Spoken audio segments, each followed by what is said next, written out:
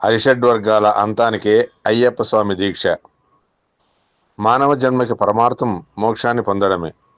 అందువలన ఆధ్యాత్మిక సాధనలో అనుక్షణం అడ్డుతగిలే కామ, క్రోధ, లోభ, మోహ, మద, మాత్సర్యాలనే అరిషడ్వర్గాలని అధిగమించడం కోసమే అయ్యప్ప దీక్షను వహించాల్సి ఉంది.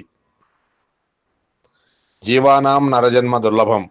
సకల చరాచర జీవరాశులన్నిటికన్నా మానవుడే శ్రేష్ఠుడు గనుక ఋషి అంతటి వాడవలసిన మనిషి మసై బూడిదైపోకూడదని ఈ జన్మలోనే ముక్తిని పొంది మానవుడు తన జన్మను చరితార్థం చేసుకోవాలనే ఉద్దేశంతో 41 రోజులు దీక్షను ఆచరించి ఆ దీక్షలో పొందిన ఆధ్యాత్మిక ఆనందం, అనుభవాలను మానవుడు తన జీవిత కాలమంతా పొంది తద్వారా మోక్షాన్ని పొంది తరించాలన్నదే భగవంతుని ఆంతర్యం.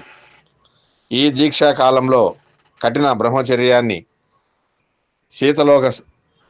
శీతలోదక స్నానం, చన్నీటి స్నానం, భూతల శయనం, ఏకభుక్తం, స్వయంపాకం వంటి పలు నియమాలు పాటిస్తారు.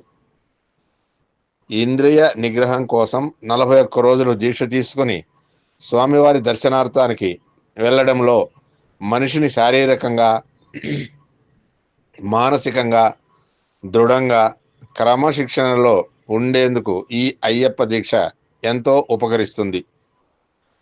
శరీరంలో ఉన్న సమస్త కల్మషాలను దూరం చేసి శరీరాన్ని తేలిక పరిచే ఆరోగ్య విధానం అయ్యప్ప దీక్ష.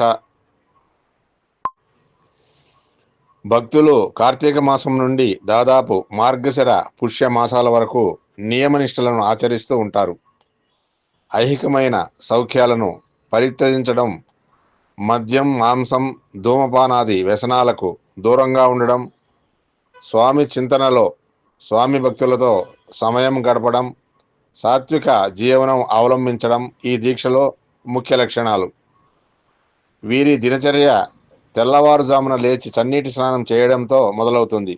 నల్లని వస్త్రాలు, తులసిమాల, నుదుట విభూది, గంధం బొట్టు ధరిస్తారు. దినచర్యలో అధిక భాగం పూజ, భజనాది కార్యక్రమాలలో గడుపుతారు. కటిక నేల మీద పడుకుంటారు. అందరినీ స్వామి అని సంబోధిస్తారు. దుర్భాషణలకు దూరంగా ఉంటారు. ఇలా ఒక మండలం పాటు నియమాలను ఆచరిస్తారు. కులమత భేదాలకు అతీతంగా, జాతి భాషల వ్యత్యాసం లేకుండా శాంతి ప్రియులై నియమ నిబంధనలతో కూడిన జీవన విధానముతో నిరంతరం భగవంతుని ధ్యానిస్తూ సేవలు చేస్తూ జీవనశైలిని సుగమనము చేసుకోవడమే అయ్యప్ప దీక్షలోని ప్రాశస్త్యం. మానవుని మానసిక ప్రవృత్తులను, ఇంద్రియ వికారములను, భవదారాలను భగవంతుని వైపునకు మరల్చి నిత్యానందమును అతి సహజముగా సిద్ధింపజేయుటయే అయ్యప్ప దీక్షలోని విశిష్టత. స్వామియే శరణమయ్యప్ప.